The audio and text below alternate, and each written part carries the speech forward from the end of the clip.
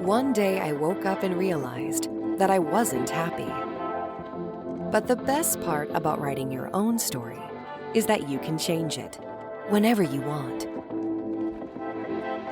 You are the main character and the author. This is my life story, the spiritual awakening and sexual evolution of a wild woman. May these stories help you to see and understand your own story better, awakening you to the magic and synchronicity within your own life. I know they will make you laugh, cry, and cringe.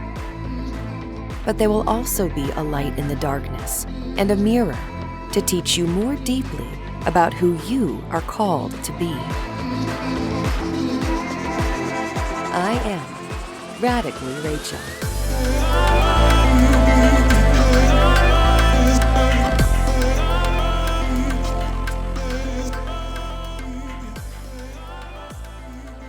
Hey Radicals, welcome back to Season 3 of the Radically Rachael podcast. Today's episode is going to be a follow-up from the episode that I released in December, the New Year's practice.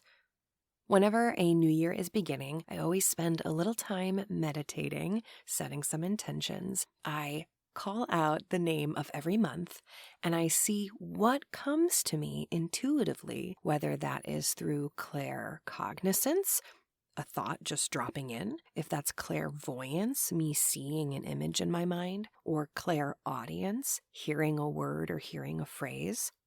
And in January, I led my listeners through this practice. I shared with you the words that I received through the practice. And now that we are a good bit of the way through the year, I'm going to share with you what happened. What was the outcome? How did those words that I got in December, the beginning of the year, how did those words come to pass now that it's August? Let's dive right in. Okay, so January, my word was gifts. February, the word was crown, kindness. For March, I got joy. April was tiger. May, magnificent mile. June was faith. July was fun. And August was insight, clarity. So I'm going to recap up until August. January gifts. At the time, I was hoping that it would be related to spiritual gifts. I wasn't necessarily expecting a financial gift, but that is what I got. In January, I was let go from my job as a house manager, personal assistant. It was kind of like a release, if you will. And so the gift that I got was the gift of leaving that job. And I also got a little financial gift to tide me over as I needed to find my next career landing. February was the word crown. Now, looking back, I can make some connections to crown because in February, I had a semi-viral TikTok about Wicked. I was talking about Ariana Grande, and I was also talking about my concern over the direction that our media landscape is heading related to being body positive and healthy. And I share this TikTok in correlation with my concerns over parenting a young little girl in this landscape. So there was some drama. There was some bonus mama drama. I'm the bonus mom. And I really needed to lean on kindness, which was the other word of February, through that process related to my family. So crown, kindness, that was about Glinda, Wicked. It was a heavy month. It was a heavy month for me. And looking back, it all makes sense. Crown makes sense. For March, my word was joy. And looking back at that month, I had a lot of fun with some friends. I got to visit some friends out of state. I got to go to a concert with my soul family. And I also launched spring break camp at the nonprofit art studio where I've been working. And so I did find a lot of joy in this camp coming to pass. A lot of hard work, a lot of time went into preparing for this spring break camp that then laid the foundation for my summer camp job. And so I know that joy itself seems a little vague as an intuitive word I was given to forecast my year. But personally, after the dark depression and sadness that I have been going through, I really needed something positive to look forward to. For April, my word was tiger. And funny enough, my grandma, who is a red-headed Catholic woman, she's fiery. She loves tigers. That's her favorite animal. And she has lots of tiger memorabilia in her house. And I got to spend some time with her in April because it's her birthday. So that one kind of made sense. For May, the word was magnificent mile. And I saw daisies in my mind's eye at the time. Over the last year, my sister has started running. She's like a runner now. And in May, I decided I haven't ran a mile in quite some time. Can I do it? Can I run without stopping? Can I run a whole mile? I don't know. And I did. I did a mile in about 13, 14 minutes, and I didn't stop. Like, I ran the whole thing, and I've never done that. So it was a magnificent mile. That was the first time I ever ran a mile without stopping. And I've done it since. I have kept up with that at least once a week. I get on the treadmill, I run a mile straight to prove that I can, and also to try to increase my PR a little bit. I'm not running every day by any stretch, but I'm running more, which is a huge win. June. June's word was faith. Have faith. And it had been a tough few months for me, especially after losing my job in January, trying to find my way throughout the year, but preparing for my summer season, which is always very busy. I knew that I was going to be coordinating 7 weeks of summer camp for this local organization, as well as that's when I hit the farmers markets and I'm on the streets doing tarot and meeting with people in the community a lot more. Looking back now, I can see that I needed to have faith at the time. I just needed to trust in what I couldn't see. I needed to keep walking the path forward, even though I couldn't always see where I was going. And that is the essence of faith. July's word was fun, and July ended up being the week that my family got to take a vacation. Being my partner and his daughter, my family, we got to spend a week together, and that was so special. We are lucky that we get to have our bonus daughter for 1 week of the summer, where she gets to spend the night with us and wake up with us every day, and we get to create a whole week of fun adventures to go on. And this summer, we decided to go to Yogi Bear Campground, which was really fun, and I had been there as a child, and so it was kind of cool and full circle to get to take my bonus daughter there. August. Insight. Clarity. Now, August isn't quite done yet. But I've been really struggling recently with some career decisions, wondering if I should stay and work with these part-time subcontractor type jobs here and there, even though I feel like they are pulling away my energy from what I really want to do.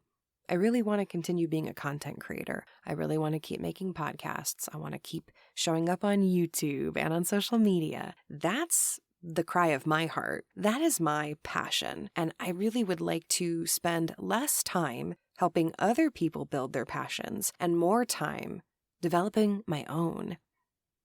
I've had some challenging conversations with some folks in the career vein. And I've had some circumstances where I've had to advocate and address some concerns and voice some concerns. And it's not easy to be the little guy standing up to the big guy ever. But I've been through enough circumstances where I have been treated poorly or been disrespected that when the red flags appear, I know it's a red flag. And so I've been sitting and mulling over some decision-making that I need to do, and I feel like I got some insight. I got some clarity this month, and it wasn't necessarily good. Like, what I saw wasn't good. What I experienced wasn't good, but it happened. And now, from that circumstance, I have the clarity I need to make decisions. I got the insight that I needed. Now, I haven't yet carried out those choices. I haven't yet acted on those things. But I know now a lot more than I knew before. My remaining words for the year: September, patience; October, negligence. I'm a little worried about that one. November, the number 9. And for December, I got smile. So there are still yet a few more months to come to pass for 2025, and I will revisit those remaining words sometime at the end of the year. But I'd like to invite you at this time, if you did the New Year's practice with me, if you wrote down or jotted down some words in a journal or on a scratch piece of paper somewhere, can you find it? Can you revisit and reflect on what were the words that came to you in that intuitive practice, and how did they come to be when you reflect on your year? Now, I've been doing this practice since 2018. 2018 was the first time that I ever did this practice.